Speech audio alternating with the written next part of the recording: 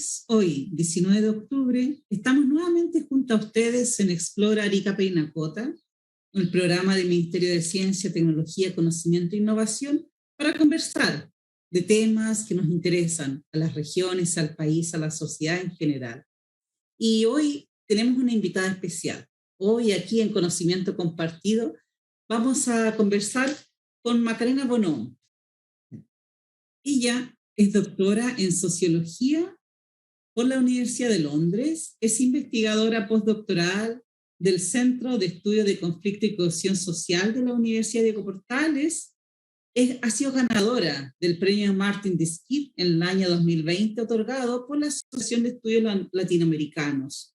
Sus áreas de especialización son las migraciones, racismo, etnicidad, trabajo digital, economía de plataforma, en fin. Dejamos con ustedes a la doctora Macarena con el tema racismo y exclusión de migrantes en Chile. Macarena, seas bienvenida al programa Explora en la región de Arica Parinacota, que se transmite en nuestras redes para país, para todos los que nos quieran escuchar. Macarena, adelante, bienvenida. Muchísimas gracias, Mónica, por la invitación a presentar hoy. En primer lugar, les quería también contar que en esta charla voy a exponer algunos resultados de mi investigación doctoral en la cual exploré cómo opera el racismo a nivel nacional y local en el contexto migratorio sur-sur en el Chile multicultural. Macarena, durante la presentación probablemente van a ir surgiendo algunas preguntas en el chat por los participantes. En la medida que pueda, yo sé que en tiempos de internet, ¿cierto? Y en las conexiones probablemente tengamos algunas dificultades, pero en la medida que pueda voy a hacer algunas preguntas y si se puede las vas contestando y si no, pues al final ya las retomamos. Bien, Macarena, así que adelante, tu sala.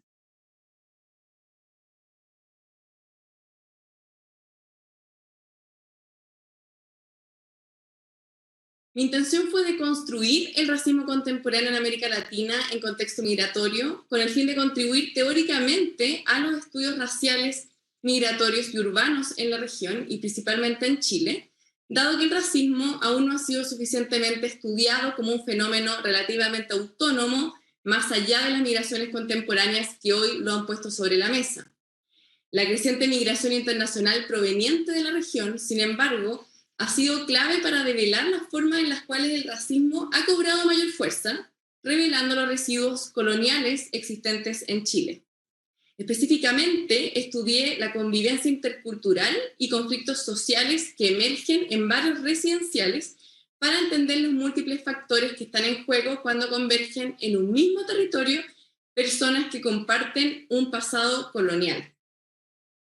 En el marco de la creciente migración proveniente de países de América Latina y el Caribe, mi investigación permite comprender quién tiene derecho a la ciudad y quién puede pertenecer a ella, y cómo esas lógicas de pertenencia se materializan y se performan a través de prácticas e interacciones sociales en espacios públicos. A su vez, exploré en mi investigación cómo las y los migrantes de América Latina y el Caribe negocian el racismo que enfrentan cotidianamente en los márgenes urbanos de la ciudad. Es importante primero definir qué es el racismo y la raza. Según Fredrickson, el racismo es una ideología que implica dos elementos claves: la diferencia y el poder. Diferencia porque genera un set mental respecto a un otros que se percibe diferente de un nosotros en formas que son permanentes e insalvables. Este sentido de diferencia provee un motivo lógico para usar nuestro poder como ventaja sobre un otro etnorracial, y por tanto ambos solo pueden coexistir en base a la dominación y la subordinación. Con respecto al segundo componente, el poder, es reflejado en las formas en que la sociedad receptora incluye o excluye al otro, y por tanto emergen relaciones de dominación. Entonces el racismo opera a través de la presunción de que lo que llamamos raza tiene un sustento biológico que se relaciona en general con otros aspectos muchas veces percibidos como culturales, y es así como produce diferencia con el fin de establecer jerarquías de poder dentro de las sociedades. La raza Sin embargo, lejos de ser un producto de división natural y biológico, y por eso el entre comillas, constituye una división que ha sido socialmente construida y por tanto históricamente contingente. Como plantean Solomos y Bach, el racismo define los límites de la raza y nación, lo que hace que no solo haya una historia general de racismo, sino también historias particulares de racismo según cada contexto social. Entonces, dado que es una construcción social, siempre está en proceso de transformación. Así, el racismo no solo emerge a través del discurso, sino también a través de interacciones y prácticas concretas que se despliegan en el espacio urbano. Siguiendo a Knowles, la raza no es solo un mito social, se actúa sobre ella y tiene un significado en la vida de las personas. Un ejemplo claro lo podemos ver en lo que ocurrió en Iquique hace ya algunas semanas, donde protestantes convocaron una marcha antiinmigrante y luego se dirigieron al campamento de migrantes y comenzaron a quemar todas sus pertenencias. Este acto de quemar las pocas pertenencias que migrantes tenían implica un acto de dominación, de establecer una diferencia de poder, es decir, se plasma la idea de que yo tengo el derecho de quemar todo porque este es mi territorio. Y esta idea de pertenencia exclusiva, donde se observa a migrantes como no ciudadanos, proviene de un discurso racista que históricamente se sustenta en restringir a un otro que se construye socialmente como una amenaza a la unidad nacional. Se minimiza a ese otro como mecanismo para sostener una superioridad a través de actos de odio como el que vimos en Iquique. El simbolismo que constituye quemar las pertenencias del hogar, además, que es el lugar más íntimo donde se construye la identidad y sentido de pertenencia, es muy potente. Revela que las y los migrantes no pertenecen, no tienen lugar. Y peor aún, que deben temer al vivir en ese lugar que quieren hacer suyo, porque esa elección de migrar tiene consecuencias directas. Bajo la definición que señalé respecto a racismo y raza, la etnografía fue la metodología que mejor permitió explorarla en su carácter performativo y revelar el rol que juegan también los espacios de la ciudad y los procesos locales. Knowles plantea que la raza es generada en la textura social del espacio, entendiendo espacio como un producto de prácticas e interacciones sociales. Esta perspectiva permite entender que este constructo social va más allá del discurso y que se construye en la ciudad de distintas formas. Muchos estudios sobre migrantes en Chile se han enfocado o bien en las experiencias o percepciones de migrantes, por un lado, o en las percepciones que chilenos tienen respecto a ellos, por otro, pero hasta ahora ningún estudio había abordado integral y holísticamente la convivencia entre migrantes y también entre migrantes antiguos y chilenos en un barrio, es decir, más allá del discurso, que son a través de entrevistas, por ejemplo, y también de manera prolongada. Mi estudio, al ofrecer un enfoque etnográfico extenso, permitió explorar mejor la convivencia en un barrio específico y así entender el rol que juega la raza para establecer relaciones de dominación en el espacio. Hice una etnografía en Recoleta y me fui a vivir al barrio siguiendo esta tradición etnográfica, lo que me permitió observar lo que ocurría allí, tanto las prácticas sociales como las interacciones, junto con conocer desde allí, desde la comunidad, sus experiencias, percepciones y vidas cotidianas para realmente entender lo que ocurre y cómo opera el racismo que sabemos emerge con mayor fuerza en ciertos barrios que tienen una mayor presencia de migrantes. Justamente la observación participante permite así contrastar lo que las personas nos dicen con lo que realmente hacen y constituye un método más colaborativo también que involucra en mayor medida a los participantes y permite generar un diálogo abierto, no solo con migrantes, sino también con chilenos. La premisa de la etnografía es que para comprender en profundidad los mundos sociales y culturales de las personas, es necesario participar de esos mundos activamente. Así es necesario vivirlo para comprenderlo y poder plasmar esos mundos desde la perspectiva de los participantes, como muy bien dijo Mónica al inicio. Entrevistas aisladas o investigaciones de corta duración no permiten construir lazos de confianza con participantes ni experimentar de alguna forma lo que ocurre en sus vidas cotidianas. Una investigación enraizada localmente y de larga duración es más apropiada para generar un vínculo, dado que en la investigación cualitativa un requisito para la validez es justamente la intimidad, es decir, lograr construir un lazo de amistad y confianza. Es así como tuve acceso a la intimidad de los espacios domésticos de migrantes, revelando los mundos sociales y precariedades que se esconden detrás de las rejas y puertas cerradas de donde residen. Macarena, pero este acercamiento a la intimidad de ellos no afecta tu capacidad de análisis independiente de la mirada objetiva, o te da otra perspectiva. Es otra perspectiva. La verdad es que yo siempre le comento a mis estudiantes de estudios cualitativos que todo estudio cualitativo no busca objetividad y reconoce justamente cuán subjetiva es toda investigación, porque creo que toda investigación, digamos, los investigadores también están afectando de algún modo la producción de conocimiento. Entonces, en verdad, tampoco creo que fui una persona que se volvió como insider, como muchos comentan, ¿ya? Tampoco esa fue la idea, porque creo que eso es un extremo también no ideal.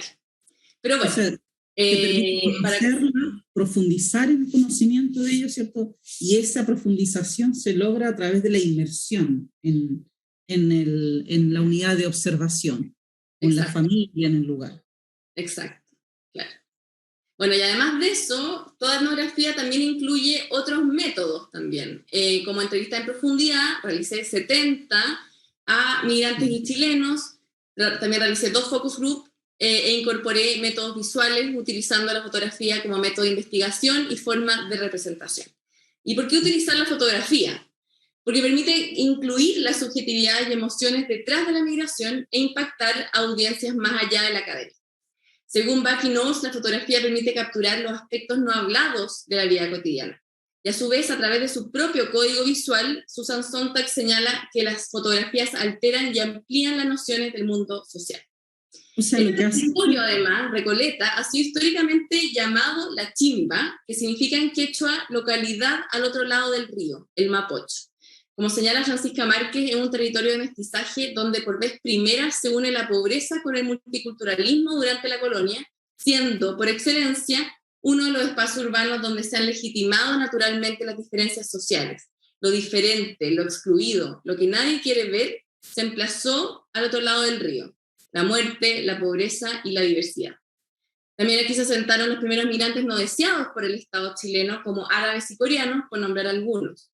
Hoy alberga también a migrantes de escasos recursos provenientes de América Latina y el Caribe, siendo en su mayoría peruanos quienes han residido por una mayor cantidad de tiempo, junto con bolivianos y ecuatorianos, y más recientemente han llegado migrantes provenientes de Colombia, Haití, República Dominicana y Venezuela, entre otros. El racismo, aunque invisible, ha permanecido a lo largo de los años desde el colonialismo y luego la construcción del Estado-Nación chileno, no solo a través de la negación sistemática de los derechos de comunidades indígenas, sino también con la negativa del Estado a reconocer la presencia de una población afrodescendiente, los afrochilenos, en Arica, quienes hasta el día de hoy no han podido ser contados en el censo y recién en 2019 fueron reconocidos por el Estado. Similar a estas, políticas de control racistas también se han perpetuado y reforzado a través de las políticas migratorias que han ido configurando los límites y fronteras de pertenencia y ciudadanía al territorio chileno, realizando distinciones entre migrantes deseados y no deseados, cuya diferenciación tiene como base jerarquías raciales. El decreto de ley de 1953 es, por excelencia, el que mejor ilustra el afán de un blanqueamiento progresivo de la población, estableciendo un plan migratorio selectivo para atraer población europea al país, principalmente con el fin de, cito textual, perfeccionar las condiciones biológicas de la raza, restringiendo así cualquier otra migración no blanca o no europea. Políticas que, como demuestro en mi estudio, se han perpetuado en diferentes formas a lo largo de los años. Las políticas migratorias crecientemente restrictivas y la arbitrariedad de los controles fronterizos ha terminado por reproducir el racismo cotidiano en barrios multiculturales, marcando nuevas fronteras de inclusión y exclusión que desafían el derecho a la ciudad en términos de Harvey. Mi estudio pretende visualizar el impacto de tales restricciones y límites excluyentes en la vida cotidiana de las y los migrantes, que en un principio son evidentes, pero también permanecen invisibles. Esta fotografía muestra la primera exclusión, la del Estado, con un papel que marca a Julio, migrante dominicano, como infractor de la ley por haber ingresado por un paso irregular y marca la primera ruptura con el sistema, su imposibilidad de ser ciudadano y de pertenecer. La incertidumbre en los estatus migratorios y las irregularidades detrás de otros impactan las vidas cotidianas de las y los migrantes. Bueno, entonces algunos llegan a esperar más de 6 meses para una respuesta incluso sobre la postulación, y en tal periodo, al no contar con un carnet, le impedía acceder a una vivienda digna y buscar un trabajo formal, y se insertan en un ciclo sin fin. Por no tener contrato de trabajo, no tienen carnet; por no tener carnet, no tienen trabajo formal; por no tener trabajo formal, no pueden tener un contrato de arriendo para una vivienda digna, y así. Estas restricciones, por ende, llevan a que muchos migrantes estén forzados a vivir en condiciones irregulares y precarias de vivienda por las dificultades que tienen para acceder a una visa temporaria y permanente. Justamente quisiera enfocarme en la situación habitacional de migrantes y cómo influye en el conflicto social que existe en muchos barrios multiculturales. Existe la creencia de que la coexistencia de diferentes culturas es la causa de los conflictos sociales que emergen en un barrio. Algunos afirman que el conflicto emergente no es causado por el racismo, sino por la mera convivencia de personas diferentes. Y este supuesto da lugar a proyectos de integración, asimilación o aculturación que permitirían solucionar tal conflicto. Esos términos son inadecuados porque proceden del marco inmigrante-receptor, es decir, del país que recibe, de destino, que supone que las y los migrantes necesitan cambiar sus propios patrones de comportamiento para ajustarse a los de la sociedad de acogida. Tales supuestos relativos a la necesidad de que los migrantes se asimilen o aculturen al lugar y la comunidad en la que residen son la base del discurso de residentes chilenos cuando se refieren a las prácticas de creación de lugar de las y los migrantes en el barrio residencial. Sin embargo, las razones del surgimiento del conflicto social en el barrio, que podría considerarse simplemente como un producto de la diferencia cultural entre grupos sociales o solo una cuestión de relaciones raciales, oculta procesos mucho más complejos, que es lo que voy a ver ahora. La etnografía reveló que las formas de habitar a las que se ven expuestos ciertos migrantes influyen en la convivencia intercultural entre vecinos y específicamente en la reproducción del racismo y exclusión social. Esto porque las condiciones precarias de vivienda en que se ven forzados a vivir no solo repercuten en el limitado acceso a otros espacios de la ciudad, sino también a que surgen prácticas que reproducen formas de racismo cotidiano producto de las formas de habitar a las que se ven expuestos, dado que muchos chilenos observan como amenaza el uso de espacios como la calle y relacionan ciertas prácticas de migrantes como si fuesen prácticas culturales, a pesar de que, como planteo, son producto de la precariedad habitacional en la que están forzados a vivir. A causa de una economía neoliberal de suelo y vivienda que ha sido socioeconómicamente excluyente, se generan geografías de oportunidades y prevalece el desarrollo de la informalidad urbana, donde el arriendo informal, especialmente para migrantes que recién llegan a Chile, es la única opción. En Recoleta, al igual que muchas otras comunas multiculturales, la estructura de la oferta de vivienda social se ha limitado principalmente a los chilenos y en menor medida a migrantes más antiguos como aquellos provenientes de Perú. Para los migrantes recién llegados, la posibilidad de comprar o arrendar una casa es prácticamente imposible. Por una parte, postular a los programas sociales de subsidio estatal de vivienda se hace difícil para aquellos sin residencia permanente, ya que ser residente es justamente uno de los requisitos. Una opción es acceder al subsidio de arriendo del Estado también. Sin embargo, requiere tener carnet y no necesariamente visa definitiva, pero se requiere también tener un trabajo formal, demostrar 6 meses de cotizaciones y una cuenta de ahorros. No solo es difícil para los recién llegados cumplir con estos requisitos, sino que muchos desconocen la existencia también de estos beneficios. Por otra parte, para arrendar una casa o departamento, los requisitos también son difíciles de cumplir. Aunque los propietarios solo pidan carnet, suelen exigir pruebas de estabilidad laboral, depósitos de garantía de 1 o 2 meses y el primer mes de arriendo por adelantado. Los arrendatarios también tienen que proporcionar una persona como aval que tenga un salario mínimo de 1 millón de pesos. La incertidumbre social a los recién llegados a la ciudad dificulta entonces arrendar una vivienda o un departamento. Por lo tanto, arrendar una habitación es la única opción y quienes son propietarios o subarriendan habitaciones al interior de viviendas antiguas inevitablemente ven esto como una oportunidad lucrativa. En el 2017, el 78% de los migrantes arrendaban en comparación con solo el 20% de los chilenos locales. y dado que las y los migrantes no pueden firmar contratos de arriendo debido a sus trabajos precarios, muy formales o por estar indocumentados, su única posibilidad es subarrendar habitaciones viviendo en condiciones hacinadas, insalubres y peligrosas, con riesgos de incendio, como ya ha ocurrido, que son ocasionadas por este lucro desmesurado. Según los participantes de mi estudio, con el aumento de la demanda, los valores de arriendo aumentaron incluso 3 o 4 veces en los últimos 10 años, de 40.000 a incluso 200.000 pesos ahora, lo cual está lejos de ser justo si se considera el promedio de los precios de arriendo en la zona.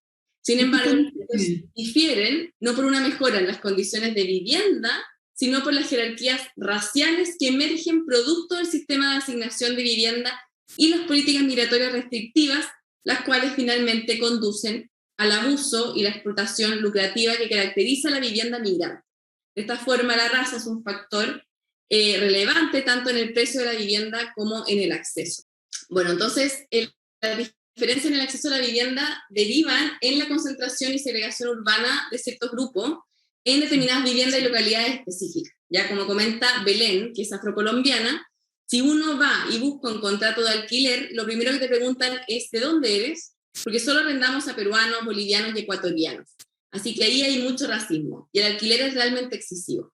Entonces, en algunos sectores los dueños o arrendatarios restringen sus arriendos a determinadas personas, excluyendo así a ciertos colectivos migrantes como haitianos o colombianos, o incluso cualquier otra persona que no sea chilena con letreros de arriendo solo a chilenos. Entonces, la exclusión también va más allá de las políticas habitacionales, sino que también hay exclusión en el acceso a habitaciones, ¿ya? Entonces, el subarriendo de habitaciones sin contrato, muchas veces sin recibos de pago, lleva a los y las migrantes a una situación aún más vulnerable. Los propietarios subarrendadores pueden desalojarlos cuando lo deseen, ignorar los problemas de construcción o reparaciones e incluso subir el precio de arriendo a su antojo.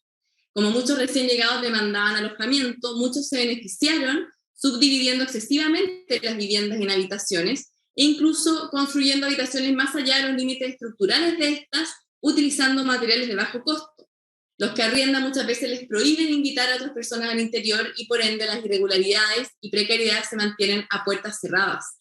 En ambos casos terminan aprovechándose de las vulnerabilidades de un sistema que excluye poco a poco a migrantes negativamente racializados.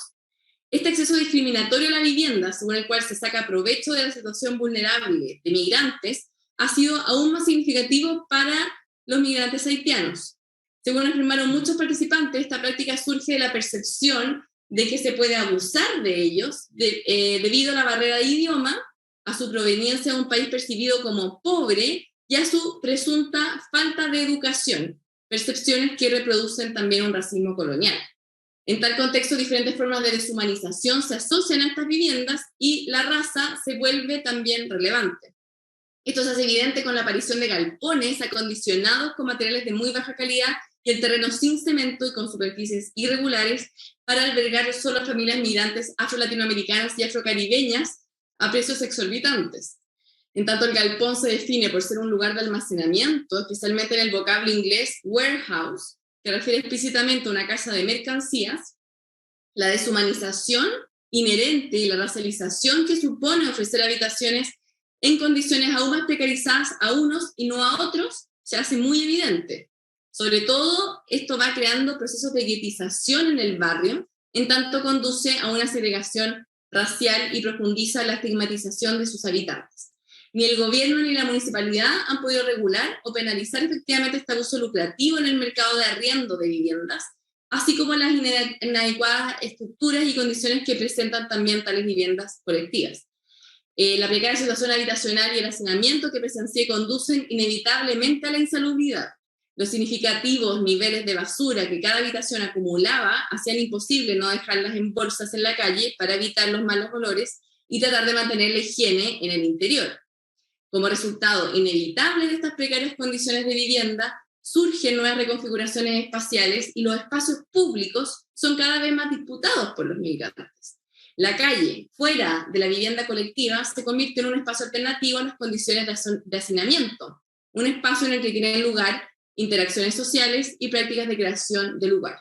Y por prácticas de creación de lugar me refiero a aquellas prácticas que están asociadas con las dinámicas y relaciones que tienen las personas con su lugar de residencia y por ende permiten transformar un espacio urbano en la medida que genera sentidos de pertenencia. El problema es que la presencia de migrantes y sus prácticas de creación de lugar se perciben por los residentes chilenos, y ahí respondo a la pregunta del chat, como una disrupción de las lógicas espaciales e históricas y las identidades adheridas al barrio, y constituye una amenaza para los residentes más antiguos, quienes reivindican cotidianamente una especie de pertenencia exclusiva de tales espacios públicos. Rosa es una mujer chilena de 68 años que vive y tiene su propio almacén en el barrio. Cuando nos conocimos a través del negocio que tenía cerca donde yo vivía, se negó a hablar conmigo de migrantes porque, como decía ella, le molestaba. Me dice, todos se lo dan a ellos y nada a nosotros. Ella percibía que los recién llegados aprovechaban injustamente los recursos municipales que estaban destinados, según ella, solo a los ciudadanos chilenos. Con el tiempo, sin embargo, entablamos varias conversaciones. Un día se quejó de que el barrio había cambiado por completo debido a los migrantes. Según Rosa, los recién llegados eran los responsables de ensuciar las calles los fines de semana. Aclaró, puedo hablar de los peruanos, pero no sé de otras razas. Cintia, de 50 años, afirmó algo similar. Los extranjeros que han venido de fuera tienen mala fama, digo yo, porque los peruanos son sucios. Los colombianos, los dominicanos son más o menos lo mismo. Arriendan una habitación para hacer bulla. Se creen dueños de la propiedad. Los fines de semana es peor, porque aquí en la puerta montones de esas botellas de cerveza. Entonces es demasiado, porque el haitiano con el peruano y el colombiano y el dominicano son 3, 4 razas diferentes. Yo los reconozco inmediatamente, porque son más oscuros los haitianos, y no son gente como nosotros. Recuerdo que cuando vine a vivir aquí, las calles no estaban sucias. Ahora sales de la casa y está llena de... No tienen la amabilidad de tirarla en el cubo de la basura, sino en la calle, tirada ahí. Creo que eso es una falta de cultura, porque nosotros no somos así. Yo no saco la basura todos los días. Entonces los significados racializados se han impreso hasta tal punto que las ideas de lo que se considera sucio y la raza se vinculan intrínsecamente. Como muestran los participantes en mi estudio, la sociedad se asocia a comportamientos y formas de habitar el barrio que son vistos como cultura. Esta es una de las múltiples formas en las que funciona el racismo.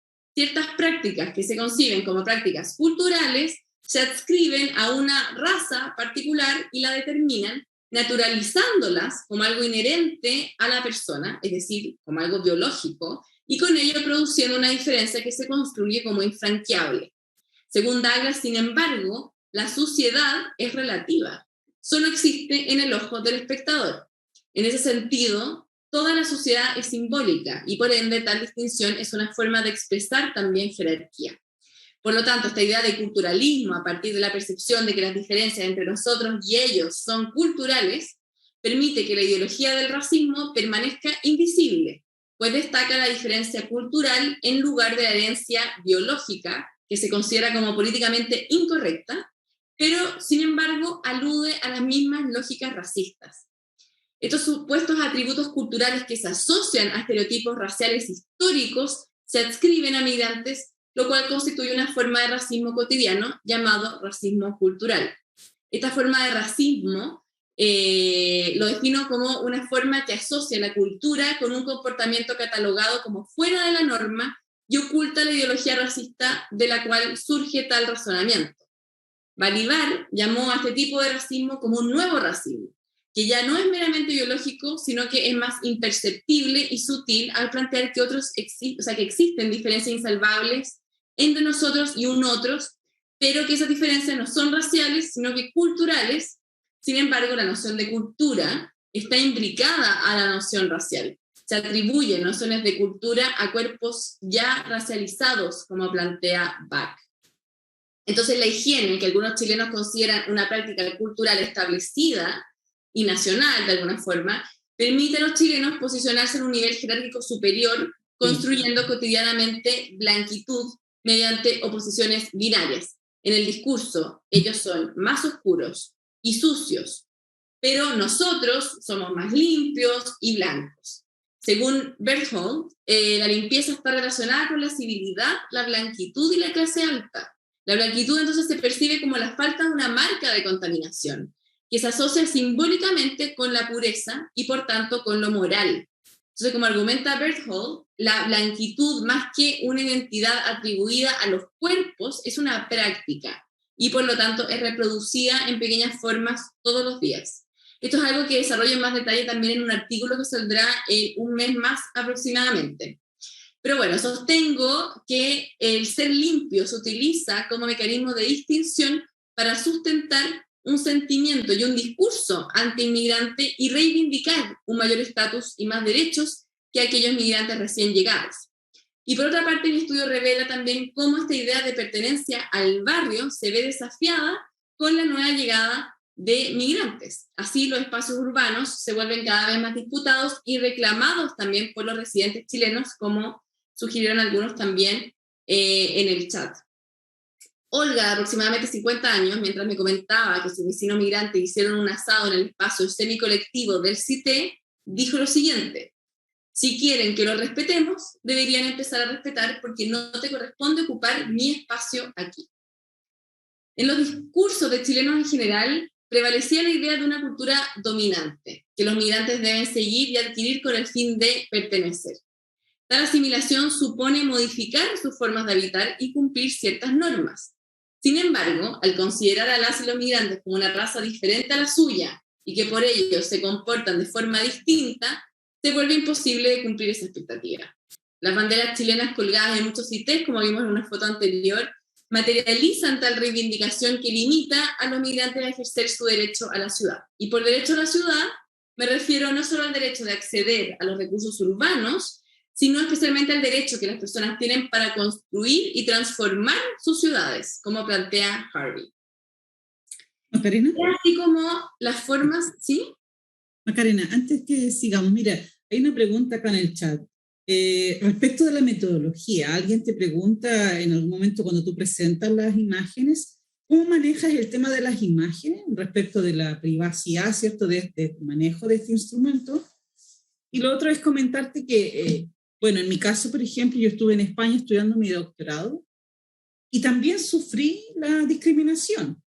Y al parecer no tiene que ver necesariamente con la política no liberal del país donde uno llega, ¿no? Sino que es la mirada del otro. El otro se siente invadido por ti. El otro, el español en este caso, me decía, oye, tú, Mónica, tienes derecho a todo lo que a mí no me dan. Entonces, es como sentir que cuando invades o cuando llegas a un lugar, el otro, cuando está en una posición tal vez no favorable o no sé, algo le pasa, se siente invadido y pone una barrera contigo, solo por el hecho de ser de otro país, de otra raza, incluso de otra etnia. ¿Sí? Entonces, el por qué pasa esto, qué nos lleva a que ocurra esta situación de diferencias, ¿no? ¿Cómo poder salvar estas diferencias? Entonces, alguien también acá en la encuesta, o sea, en el chat pregunta, ¿es que institucionalmente estamos fomentando el racismo en Chile? ¿Qué ocurre con la política migratoria? ¿Qué ocurre con la política habitacional? ¿Es causa institucional del racismo que se está dando en nuestro país? Claro, justamente es lo que yo argumento en un artículo donde, digamos, doy cuenta de también estos resultados, que justamente no solamente tiene que ver, por supuesto que hay una parte que tiene que ver, como dices tú, con este como... el llegar, ¿no? Esta jerarquía de poder que es que, digamos, se materializa, ¿cierto?, en las relaciones y digamos, como otros discriminan solo por ser el otro, digamos, pero eso también deviene de una reproducción histórica que justamente tiene esta idea de superioridad, ya hay un poco etnocentrista, ¿cierto?,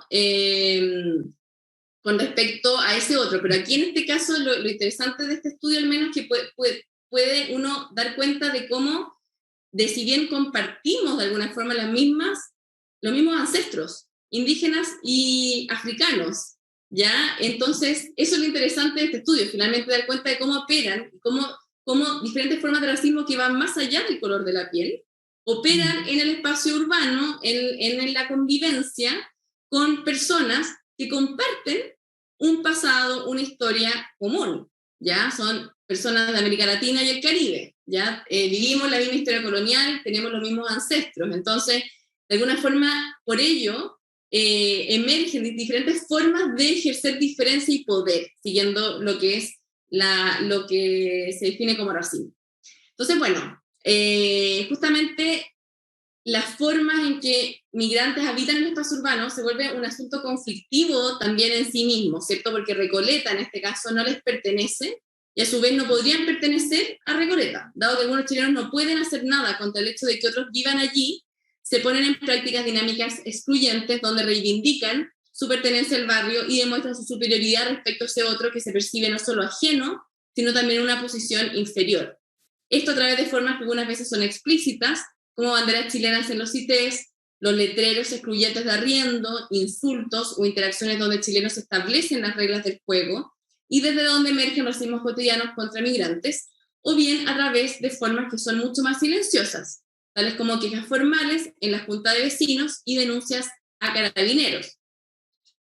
Entonces, a modo de conclusión, siguiendo los postulados de Rex y Moore, el conflicto social en este barrio no es solo una cuestión de racismo, sino también una cuestión de condiciones materiales y de lucha por recursos que conduce a ciertos grupos étnicos a restringir las oportunidades de otro grupo a través de diversas sanciones.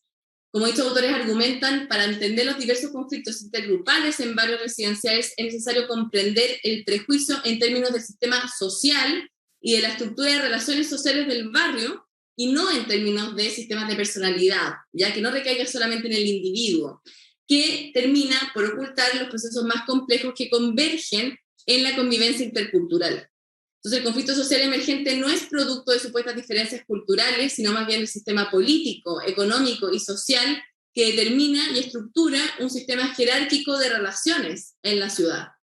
Ya la convergencia de estos múltiples factores que se traducen en las políticas habitacionales estatales y en las dinámicas del mercado de la vivienda, en donde los precios de renta son determinados no solo por la oferta y la demanda, sino también por dinámicas excluyentes que siguen lógicas racistas, como vimos, inevitablemente produce una desigualdad en la oportunidad de acceso a una vivienda digna y a precio justo entre migrantes y chilenos. Y sobre todo, tales políticas, junto a la escasa regulación del mercado del suelo y la vivienda y su explotación lucrativa, determinan la emergencia de jerarquías racializadas que se construyen y se sustentan en la tenencia de vivienda. Así ser propietario, intermediario o bien arrendatario demarca los límites de pertenencia. Para los residentes chilenos, ser propietario se convierte en un mecanismo de poder clave para afirmar una posición superior frente a los residentes migrantes. Entonces, por lo tanto, las diferentes jerarquías sostenidas por la estructura social de la vivienda, por las instituciones, también el mercado que rige, determinan también un acceso diferente a la ciudad y por lo tanto un acceso diferente a los derechos. Dada la centralidad que ocupa el hogar junto a sus alrededores para los migrantes, es fundamental regular el mercado de la vivienda y generar cambios en las políticas habitacionales para asegurar el acceso de migrantes a una vivienda digna.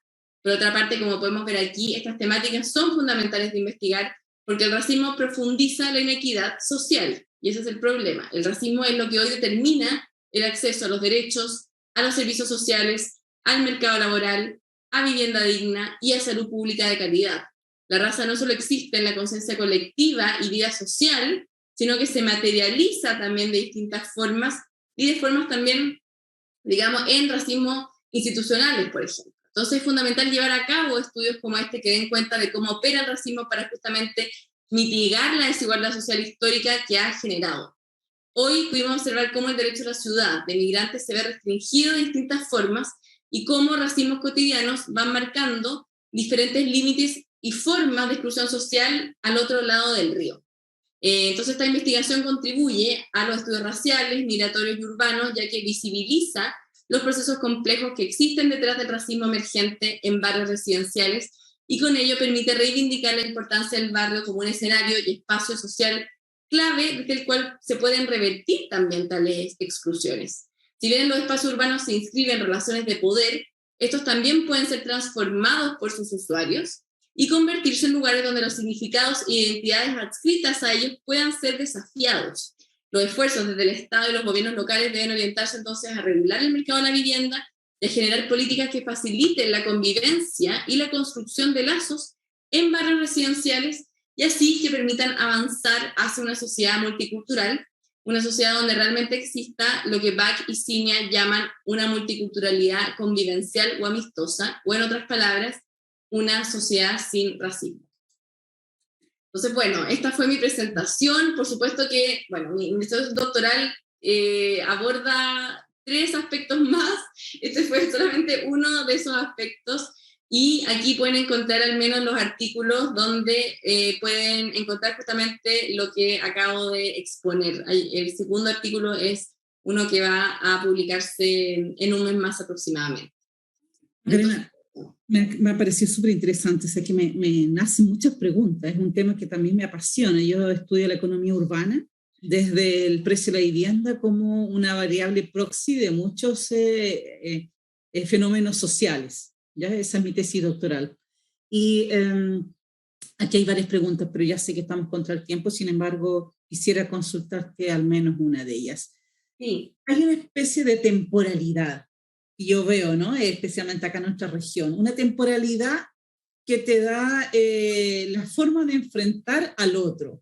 En el caso de peruanos, bolivianos en nuestra región, ¿cierto? Parecieron ser que ya estamos con ellos, ya hemos vivido con ellos. Por lo tanto, cuando llega un otro, ese otro pasa a ser el inmigrante y este no, este déjamelo tranquilo, este ya se adaptó, pasa a ser como nosotros, de hecho incluso apoyemos porque tengan casa, ¿cierto? Tienen carne de identidad, se ha regularizado todo su sistema, ya se merecen, entre comillas, nuestro espacio, han convivido con nosotros.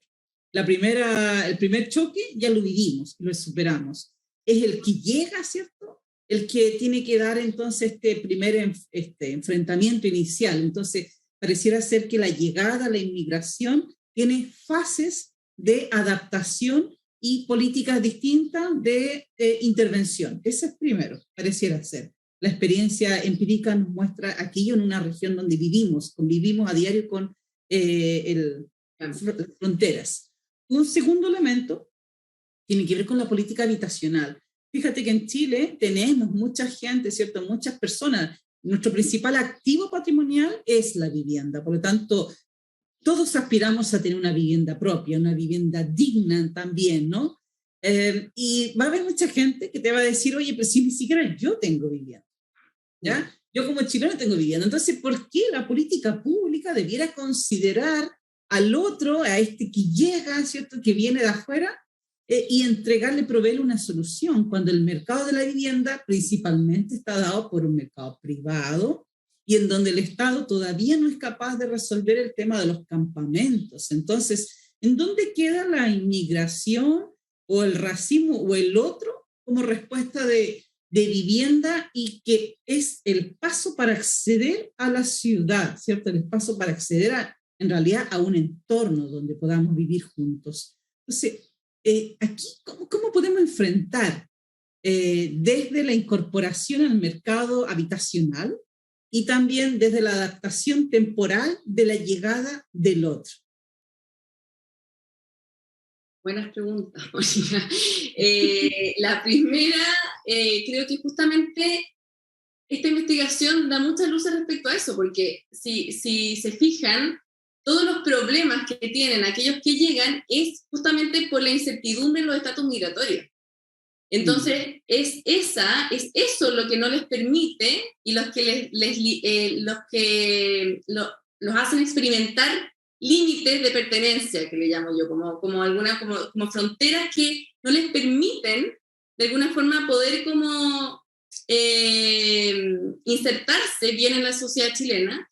Y justamente lo que ocurre es que finalmente operan formas de racismo, o al menos justificaciones de ese racismo respecto a prácticas que se les ve como culturales, pero que en verdad son derivadas de una situación de precariedad que el mismo país de destino los empuja a, ¿ya? Y la misma sociedad también lo empuja, porque el tema del abuso y lucrar con la vivienda y con las subdivisiones de viviendas para arrendar habitaciones y generar condiciones de hacinamiento, lo hacen también los propios residentes. Entonces, de alguna forma, es muy fácil, entre comillas, odiar al otro si es que están todas las condiciones que no permiten que ese otro pueda efectivamente insertarse como un chileno, por ejemplo, o como un migrante antiguo. Entonces,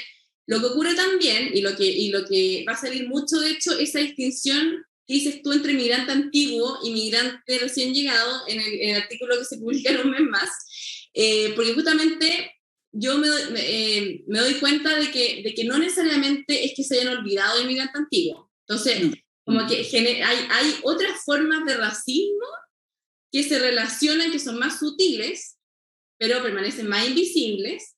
Y también eso es súper interesante, y ahí no puedo hacer más spoiler, pero de alguna forma es súper interesante lo que ocurre. Entonces yo ahí analizo por qué, o sea, finalmente tiene que ver con esta idea de un racismo antinegro o antiindígena. Sí. Entonces se va generando diferentes formas, esas formas de racismo que también tienen que ver con cómo los chilenos construyen una identidad nacional y una identidad étnica, racial, de alguna forma. Entonces, digamos, todo eso lo veo en este artículo que se llama Somos un poco café, pero pertenecemos a la raza blanca. Ahí justamente pone en disputa esta idea de que muchos chilenos, en mi investigación al menos, se consideraban blancos y superiores a otros migrantes, a pesar de que todos, como latinoamericanos, compartimos los mismos ancestros, ¿ya? La misma herencia colonial. Sí. Entonces es interesante ahí. Y con respecto a la segunda pregunta, recuérdamela, porque de la vivienda como un bien para todos. Sí, ya. Yo creo que, claro, es un tema el que dices tú. Yo creo que es importante, al menos, si pensamos digamos en que efectivamente existen recursos escasos en políticas de vivienda, que es cierto, y por supuesto ahora aún más con todo lo de la pandemia, etcétera, y la recesión económica que estamos viviendo. Justamente yo creo que ahí lo importante al menos es asegurarse que existan políticas que regulen el mercado de arriendo. O sea, no puede ser que nadie pueda hacer nada respecto al abuso lucrativo que hacen personas que arriendan y que arriendan en condiciones deplorables. O sea, era impresionante. Tengo más fotos, yo no incluí todas las fotos acá, por supuesto, como es grabada. Sí. No hay personas en este Macarena, a propósito, pero yo tomé fotos de galpones y es bien impresionante el tema, pagando mucho dinero. Entonces de alguna forma es necesario que se regule, y que además por lo mismo, para ello también es necesario que se regule la condición migratoria la situación migratoria de ellos, porque sin estar regulares, obviamente no pueden justamente acceder a una vivienda más digna donde se controle de mejor manera, digamos. O sea, como o sea, si es que no tienes carnet, justamente ahí lleva a los abusos de los arrendatarios,